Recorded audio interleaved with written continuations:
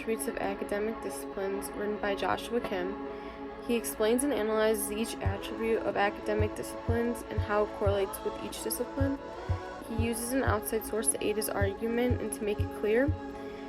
His argument being that we should expand or create another characteristic in order to fulfill our desires of an academic environment filled with scholars. I believe that the target audience that Kim is trying to reach out to are educators. They are the main source of knowledge on specific objects of research. Professors, teachers, and many others are the ones responsible for learning and other academic resources available to a growing population. Through his writing, he is urging educators to evaluate the characteristics of academic disciplines and consider the possibility that we must add more to accommodate for the growing population of students around the world so that they can be more intelligent than their superiors. The format of his paper is formal. He talks with elaborate word choice to expand on his opinions and analysis. He also chooses to number out the characteristics that he cited from Krishnan, what are academic disciplines, some observations on the disciplinary versus interdisciplinary debate. There are 6 characteristics, so he numbers them out 1 through 6, and then directly under his citation he goes in depth with his analysis on what the characteristics mean and how it correlates with its disciplines. It's not difficult to follow and see his ideas and understanding of the topics at hand.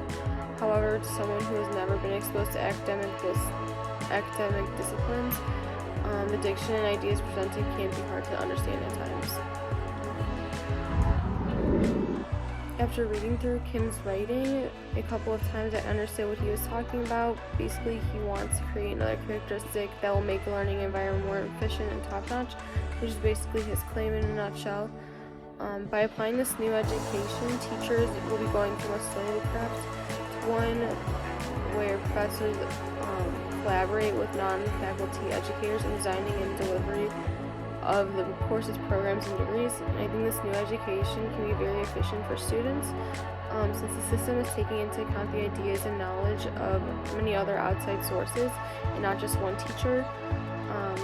This idea falls under the second characteristic, which states that disciplines have a body of accumulated specialist knowledge, referring to their object of research, which is specific to them and not generally shared with another discipline. I think that the most interesting point that is brought up is the characteristic number 6, that disciplines must have institutional manifestation in the form of subjects taught at universities or colleges, respective academic departments, and professional associations connected to it.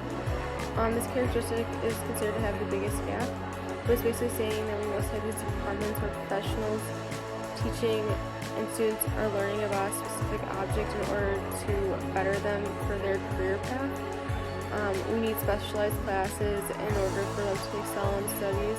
I think it's the hardest characteristic to achieve since we don't really know how to go about it. We don't know how to specialize a class, considering that we need a lot of foundational or other classes in order to aid us in life and not just our specialized career path. So I think this one's probably one of the harder ones to really zone in on and try and fix. All in all, I see where Kim is coming from and understand what he's trying to convince educators to do. However, I disagree with his argument that we need to create a new education or another characteristic. I think that wouldn't be beneficial, and if we cannot achieve other characteristics, how can we possibly add a 7th one to the mix?